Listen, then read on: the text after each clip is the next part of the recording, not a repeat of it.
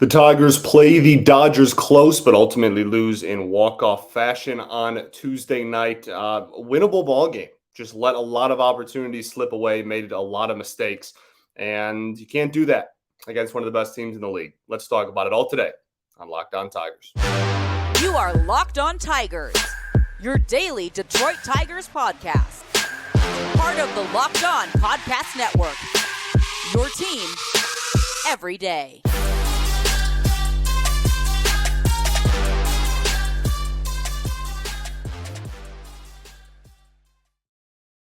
What is up, everybody? Welcome back to another edition of Locked On Tigers. I'm, of course, your host, Scott Bentley. Today is Wednesday, September 20th, 2023. Thank you so much for making Locked On Tigers your first listen every single day. We are free and available wherever you get your podcasts, including YouTube, part of the Locked On Podcast Network, your team every day. Today's episode is brought to you by Jace Medical. Empower yourself and purchase a Jace case, providing you with a personal supply of 5 antibiotics that treat 50-plus infections. Get yours today at jacemedical.com. That's J-A-S-E medical.com. All righty. Well, the Tigers lose Tuesday night's ball game by a score of 3-2 in LA against the Dodgers, obviously at the hands of the Dodgers. Tigers fall to 70-81 on the season. The Dodgers improved to 93-57. Obviously, one of the premier teams in all of baseball over there in LA. The Tigers now have to win out to go 500 this season. They are one loss away from officially making it. 2017, 18, 19, 20, 21, 22, 23, 7. They're a loss away from making it officially 7 straight years of sub 500 baseball in the Motor City. But that day is not this day. We can hold out hope. All right. Obviously, that's not going to happen. But, this game was frustrating because it was winnable.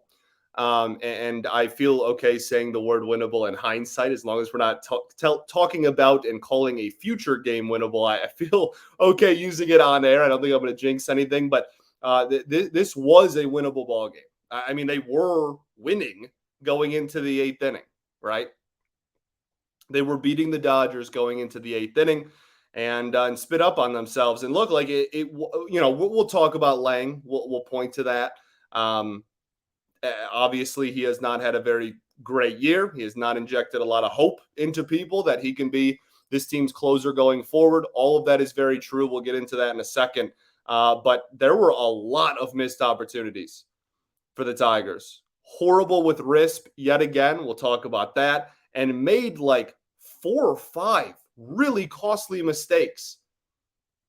You know, people say all the time, like, you gotta bend, don't break sometimes. And they were bending and bending and bending. And then I think the 8th and 9th inning was just it snapping. I think this was inevitable based on the amount of opportunities they really just fumbled throughout the entire game, man. Really, this is the exact game. We'll get into the game in a second, I promise. But like, this is the game you point at and you go like, they have the ability to play good teams close.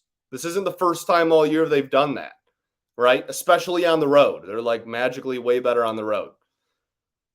But they don't have the ability to get over the hump, and they still get in their own way so unbelievably often. And this was just a laundry list, one of a laundry list of examples this season of them doing that. So still a far way to go, right? You look at, like, this game was close, but man, like, this is still, like, you look at this and you go, man, like that. Again, we're going to talk about like 4 or 5 different mistakes the team made in this ball game that really ended up costing them. Let's start with the fact that this was a bullpen day for the Detroit Tigers, scheduled bullpen day. Miguel Diaz, Tyler Holton, Bo Brisky, Jason Foley, and then obviously Alex Lang at the end, all pitched in this one. Miguel Diaz goes 2/3 of an inning, 2 hits, no earned runs, 1 walk, 1 strikeout, keeps his 0 ERA intact. I mean, like, this was certainly not a master. He left with the bases loaded. Certainly not a great performance. But you see the stuff is there. Like, he has such that change-up splitter thing he's got going on is absolutely filthy. I think his major league, like, future, and he's like sneaky older. He's like around 30 years old, I want to say. But I think his major league like standing is going to be pretty determined on how effective of a major league fastball he has. The slider is not like a plus pitch or anything, but it's fine. That changeup is a legitimate plus pitch. That might even be a plus pitch. I wanted him next year. Maybe I'll like live stream me watching a game, or maybe that becomes a thing next season. Because like I was screaming, throw a full count changeup, throw it, full count changeup, full count changeup. And I'm very glad he did it. And he got the strikeout, and that was great. But yeah, the fastball command was not great in this ball game for him, and that's what ended up costing him. So that's something that we can point at, as a tangible thing that he needs to improve on. Tyler Holton continues to be an absolute dog. 3 1/3, 2 hits, 1 earned run. Obviously, the home run given up, no walks, 2 strikeouts. Do people realize, like, not only does he have a 2.13 ERA, which is phenomenal, okay? He's thrown 80 innings. We still have 10 games left. He has thrown 80 innings. That's preposterous. A pure reliever. No starts. I think he maybe is with the opener for a game or two, but like not a starter. 80 innings out of the pen, probably going to end around 85, 86 innings. Like that's unbelievable stuff. For again, especially for his production and his ERA. Just an unbelievable find. What has been one of the most valuable relievers in the entire American League this year. We're going to take a big victory lap on Tyler Holton this offseason. Absolutely deserved. Bo Brisky, 2 1/3, 2 hits, no earned runs to his name, 1 walk and 1 strikeout. Yeah, that was kind of like the epitome of Bo Brisky this season, right? Like you see the flashes of what makes him good. You see the plus changeup. You see the effective fastball that he's kind of developed now that he's a pure reliever. He's got a little more velocity on that pitch now. Still missing anything that goes side to side that I think any hitter is like legitimately considering swinging at, right? Like he has a slider. I just don't think it's very good. And so that's going to be a big thing for him this offseason. And then, for a guy who did not walk anyone for like the first 3 weeks after coming back from injury, that number has come up, not like dramatically. He's not walking everybody, but it's definitely, more than it was. Obviously, he again like barely walked anybody the first few weeks, but yeah, like it's spiked up a little bit, so that'll be something to work on as well. But I'm very interested in seeing how they handle him this offseason, man. Like that's a big question mark for me, because I think it's very easy to just say like, oh yeah, he's going to be a pure reliever, like whatever. They'll try to develop a slider with him and whatnot, but man, like something tells me you don't just completely bail on maybe giving him some spot starts next year if he does develop a slider and you're kind of confident in what he's been showing you. I don't know. I go back and forth on that a lot, but I think the default, the easy option is for him to just be a reliever, but we'll see. And we'll see how he does the remainder of this season. Still a couple of weeks left. Jason Foley, 1 1/3, 2 hits, 1 earned run, no walks, no strikeouts, no home runs, almost a homer. That ball looks like it was cranked, but died at the warning track. Got the big double play there to get out of it. And then obviously Alex Lang comes in and yeah. So here's the thing with Lang. I've said it a lot. I don't think, wow, the attendance for this game was 42,000 on a Tuesday night. I miss that. Don't you? Don't you just like that used to be, we've never been the Dodgers, but like that, you can go back and find Tuesday, Wednesday night games that have, 38,000 people at Comerica Park back 10, 15 years ago. That's sad. All right, let's finish up talking about Foley and Lang. Then we'll get into the some of the mistakes just all around, everybody, managerial, in the field, just all around, just not great. We'll talk about that right after we talk about our friends over at Sleeper. The MLB playoffs are right around the corner, which means the clock is ticking on your chance to 100 times your cash on daily fantasy baseball. Baseball has never been more exciting than it is right now with Ronald Acuna Jr. 2 homers, by the way. I think he's 1 homer and 3 steals away from 40-70. Absolutely nuts. Mookie Betts, phenomenal game, unfortunately, at the hands of the Detroit Tigers tonight. And then obviously Shohei Ohtani, the unicorn. You can pick more or less on stats for these stars like home runs, hits, strikeouts, and more for up to 100 times payout on Sleeper. Get your picks right and you could win big. Use promo code LOCKEDON and you'll get up to a $100 match on your first deposit. Terms and conditions apply. See Sleeper's terms of use for details today.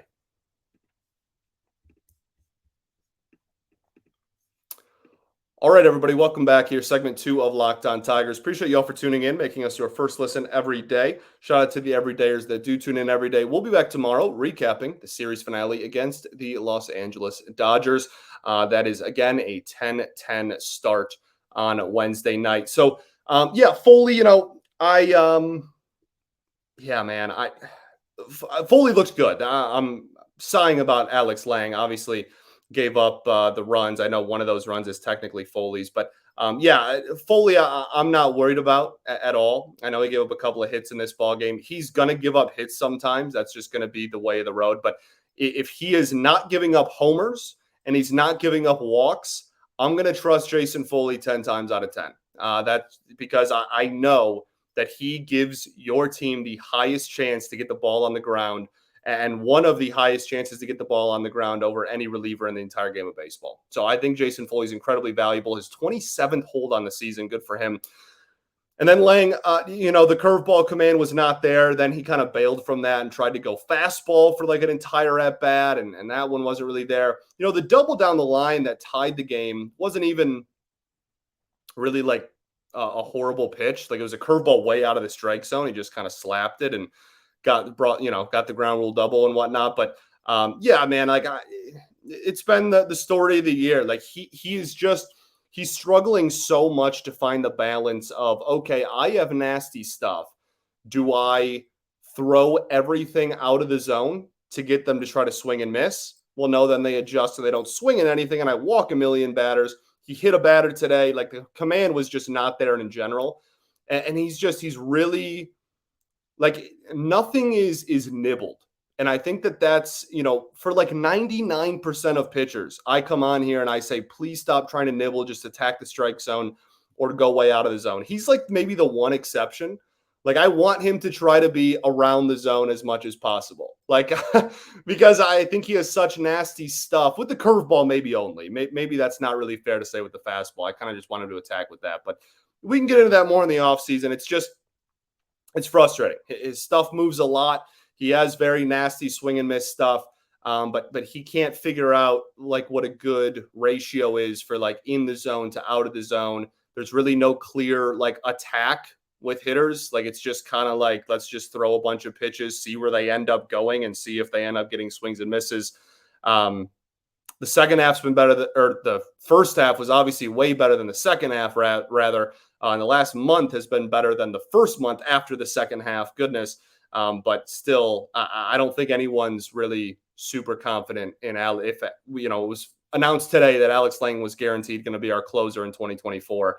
I think people would be upset, and I think that they have every right to be. It has not been a fantastic year for him, unfortunately. ERA, he might end up having an ERA over 4 by the end of the year. He's got a 3.92 with still week and a half, 2 weeks left. So we'll see what happens there. Let's get to the mistakes that were made in this ball game. A lot of mistakes by honestly, like everybody. Like it wasn't just like, managerial or just a fielding mistake or an error or whatnot. Like there was a lot. There was the Bo Brisky didn't cover first base quick enough, just hesitated just enough, man. And like Chris McCoskey of the Detroit News said that Bo like really just focuses in on hitters so much that's like kind of a frequent problem for him. I think that's a fair assessment as well. And he, again, like just hesitated long enough to where that you have to get an out there. You have to. It's a close game late in a ball game. You have to get an out there. You induced a ground ball. You did your job. And now you're doing yourself a disservice. I'm not saying anything he doesn't already know. I'm sure he's kicking himself over it too, but PFPs, baby. I know that it's just like a baseball player like saying or motto at this point, but like, man, PFPs, man, you gotta cover first there. Then the stolen base in the 9th, I thought was a miscue. Everybody and their mother knew that he was running. everyone, 42,000 people knew he was running. The entire Dodgers bench knew he was running. The entire Tigers coaching staff knew he was running. You cannot allow a stolen base there. And there was just like very minimal effort to try to keep him on the bag. And obviously the stolen base came through, and there you go. The game's tied. So that was that in the 8th inning? Did I say 9th? Whenever the Chris Taylor steal is what I'm talking about. I think that was the 8th because Mookie won it in the 9th for him. So just I think a poorly executed situation, I guess is how I want to word it. A poorly executed situation there by the Tigers. Then there was a double play that wasn't turned. That obviously you need to turn all of those, and they didn't do that. And then the big one, well, I guess they're all kind of big. They all cost us base runners, but one of the more noticeable ones, probably the most noticeable one, was the bunt by Zach Short. I thought that was an interesting managerial decision just from like rip. I'm not really sure I agree with that. Zach Short, even if you look at Zach Short, and he's hit really well with runners in scoring position this year. But even if you look at that and you go he's, his OPS in the 600s on the season, he's more of that hitter than he is, the Barry Bonds stat line he's had this year with risk. Even if that's your mindset, I don't understand the premise of even if he grounds into a double play there, you're scoring a run. Right? Like if your mindset is truly let's trade an out for a run, then let him hack. You know what I mean? The only way I see it as somewhat understandable is if you are just this dude is going to strike out. This is an awful matchup. He's going to strike out. We need to bunt or else it's going to be a K. And Parker Meadows then lifted the ball on the next AB. It would have been a sac fly. So that was frustrating. And hindsight's 2020 with managerial decisions. So the execution then, even if you're hindsight's 2020, you're talking whatever. He would have. That I still stand by the decision. Okay, the execution between the two players involved was awful between both of them. I tweeted something out along the lines of that was an awful bunt in that situation, and it was. And I had a few people that were yeah, but Badu's not at fault either. And that's something that at first I kind of blew past, but the people that pointed that out are completely correct. That was a perfect, Short and Badu held hands and we're we're going to screw this up together. That was just really poorly executed. Zach Short with the worst possible case scenario for a bunt. The only thing you can't do, the corners were back. Freddie Freeman is covering the runner at first. He's not in. And I don't know, was Muncy at third this game? He was nowhere close to playing bunt defense. All you had to do was pick a corner. And even if it's not bunted hard and the pitcher is still recovering, fielding the ball, you're still fine. You still, he has to go run. That's going to be a play. The only thing you can't have happen at the plate if you're bunting there is a hard bunt directly to the pitcher, so directly to him that he literally doesn't have to move an inch to the right or left. It's just straight to him and he can go straight home.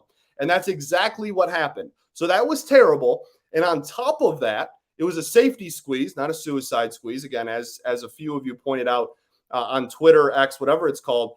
And Badu had very little lead at third base, which I think is a pretty big mistake. Just if you're going to bunt, why are you even relatively close to third base? That already was frustrating enough. I don't know if that's on Badu or on the third base coach or on Hinch or whatever. I don't know who's at fault there, but whoever's fault it is really screwed that one up. And then he is running on contact, but he doesn't break immediately. It just none of it made sense.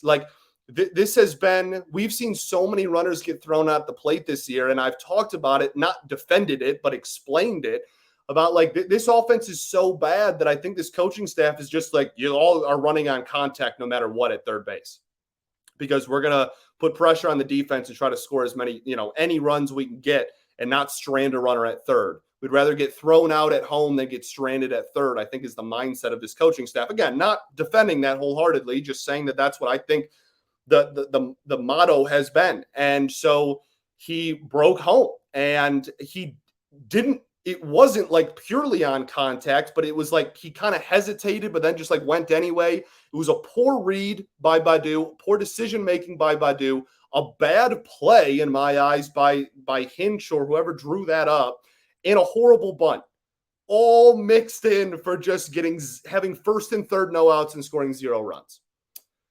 And that's super unfortunate. So, and like we're focusing on this one, but again, all 3 of those plays before, like that's 4 huge issues and just fumbles by this baseball team in this game, man. Like I'm not trying to make it sound like the Badu, play was, or Zach Short, whoever you want to say his play it is. Like I'm not trying to make it sound like that was the only, like, and the biggest thing, and we screwed up there and that was the game. Like all 4 of those were just as important as the next, and we're all just catastrophic failures by this baseball team. And that's like the stuff, man. Like you can control talent. You can't control talent. You can't control how talented of a roster you have. You can't always control, how good of a team you're on. But like, I'll be darned, man. Like you can control that stuff. And that's why it just bothers me. It's September 20th. We're going to finish 10 games under 500. It's September 20th. And this team, like these are meaningful games for lack of a better term, but meaningless games for lack of a better term, but golly, just the baseball person within me just can't let that stuff go. So let's keep the ball rolling. We got to talk about the offense. We got to talk about some cool moments in this ball game. We'll end on a high note. Well, actually, we'll end on a really sour note and talk about Riley Greene at the very end of the show. But first, I got to tell you all about our friends over at Jace Medical. Everyone should be empowered to care for themselves and their loved ones during the unexpected. That's why Jace Medical offers the Jace Case. The Jace Case provides 5 life-saving antibiotics for emergency use and gives you peace of mind so that you're not just hoping that you have access to medication in an emergency. Jace Medical makes sure you have the medication in hand. Jace Medical is also very simple. They handle everything from the online evaluation to licensed pharmacy medication delivery and ongoing consultation and care. So don't get caught unprepared. Save more than $360 as well by getting these life-saving antibiotics at Jace Medical, plus an additional $20 off by using code LOCKEDON at checkout at Jace Medical. That's JASCmedical.com, promo code LOCKEDON. All right, everybody, welcome back here. Third and final segment, Locked On Tigers. Appreciate you all for tuning in, making us your first listen every single day. Let's talk about the offense. Obviously only scored 2 runs in this ball game, and those 2 runs were solo shots by Parker Meadows and by Spencer Torkelson. We'll start with Parker Meadows. Good to see him get a hit, period, off of a 4-seam fastball. That's been an interesting development thing because back in the minors, he crushed fastballs, right? That was like his bread and butter. He had fastballs really well, and that's where a lot of his power came from. And so far in the majors, his 1 home run was off of a breaking ball, was off of a slider, and his numbers against 4-seam fastballs especially were terrible. His numbers against fastballs in general was sub-200 average and very few extra base hits, but 4-seamer specifically was really bad. So to see him, really square up and drive a 4-seam fastball is I think good. Like I've said it a lot. Like I'm not sure I ever expect this dude to be, like an 850 or better OPS hitter or anything like that, but if he can just hit fastballs, hit mistake pitches, if you know, you know. And then and with the value that he's going to bring on the base paths and in center field, I think he can be a really valuable asset to this team. The other thing that shouldn't go unnoticed, Parker Meadows' chase rate is like borderline elite at the moment. Like he doesn't swing out of the zone. It's incredible. He's got like over a 20% chase rate, which if you obviously is not played even close to a full season. He's not a qualified hitter, not even close to, but if he was, it would make him like one of the highest numbers in baseball. His walk rate is phenomenal. It's like over 13%, I want to say, so far, which would be like borderline elite as well. So, the average is low, and we haven't quite gotten the results that we want. But as far as the first month in the majors, like borderline elite defense, borderline elite base running, and is walking a lot, I'm going to take that as a very, very solid building block going into next year. Then Spencer Torkelson, it's his 29th home run of the season, is 1 away now with 11 games left. on the doorstep of becoming the first Tiger to hit 30 home runs since 2016. You know how pathetic that is? That's so bad, man. That's so bad. Like there are plenty of teams out there that expect like multiple guys to have 30 home run seasons. And like there's a lot more that expect like one guy to have a 30 home run season. Like we haven't had a 30 homer season since 2016. Golly. Miguel Cabrera had like 36 or 38 that year. That was his last like fully healthy kind of season. And then Justin Upton also had 30 that year as well. So he had 2 in 2016. Torkelson looking to become the first since then. Just hit a mistake pitch. Absolutely cranked it to left field. Almost had 30 as well later in the ball game. Hit a ball out over the plate. Just a dud. Weird, man. Like there were a lot of balls that were just dying at the warning track in this ball game for both teams. And Torkelson's first fly out, second almost homer of the game was certainly part of that as well. So, yeah, I mean, besides that, like you went 0 for 6 with RISP. There you go. My favorite stat. And like, I had somebody, I don't know, a couple of months ago, I want to say, leave a review and say that I was complaining too much about the RISP because, the Tigers' RISP numbers for the season were similar to their RISP their RISP numbers for the season were similar to just their overall offensive numbers for the season. And, I was being too dramatic about it, which is like relatively fair, like whatever, to each their own. But like lately, this is like worse than normal, right? Like and like even when talking about RISP, I've been very open about like, yeah, if you get better players, that will probably fix itself. But there's not too many guys out there. You're like, oh, I'm signing him for his RISP numbers. Like, you know what I mean? Like that's not really like a sustainable, like I don't know, like stat or like a sustainable like attribute to just have in a vacuum. It's sustainable if you're like consistently good at hitting, period. But like usually that's a stat where water finds its level. So I do think that it's just like a talent like thing. Like this roster is just not very good. But like lately, it's been a whole new level. Like the last 2 weeks have like I am in a worse mood for having watched this team perform with runners in scoring position in the month of September. I think it's been kind of a whole different low than we're even used to. So very frustrating season in that regard. And again, hopefully, maybe an influx of outside talent might help raise that number a little bit. But this series has been bad, and the last 3 or 4 series with RISP have just been a whole new level of awful that we haven't really experienced even too much this season. So rough way to end the year in that regard. Need clutch hitting to win ball games. The Dodgers are a perfect example of that. You made your mistakes against a team that's much better than you, and they didn't make those mistakes in crunch time, and they came through with runners in scoring position. There you go. Bob's your uncle. Dodgers win the ball game. We'll end on Miguel Cabrera getting a hit in this ball game. Officially moves him up to 16th all-time in hits in Major League Baseball history. And he is, I think it's going to be unobtainable for him to catch Cal Ripken Jr. at 15. There's a little bit of a gap there. So I believe, for my money, this will probably be where he finishes, which is crazy. Like we're close enough to the end of the year where like you can say that and it be true. Like Miguel Cabrera is looking like going to finish his illustrious career with the 16th most hits in the history of Major League Baseball. And that's awesome. There are only 15 human beings in the history of the world to have more hits in this beautiful game, the greatest game ever invented, than Miguel Cabrera. And that's awesome. He's ours. He's a Tiger. Very cool, man. We'll obviously, there will be a whole farewell tour of Miguel Cabrera-ness happening in the last 6 games of the season. We end the season on a 6-game homestand against some pretty like not great teams as well. So hopefully can end with some wins and can end with some cool Miguel Cabrera moments there. But I don't think he's going to play on Wednesday. So in his last at-bat in Dodger Stadium, a single to pass Adrian Beltre and solidify himself as the 16th most hits in Major League Baseball history. Tip of the cap to the big fella, as always. We'll end by talking about Riley Greene. Riley Greene will have surgery Is it Wednesday? Very soon. Riley Greene will have surgery. I'll look that up as I'm talking here. And unfortunately, the communication has been absolutely like whack to me about this entire situation.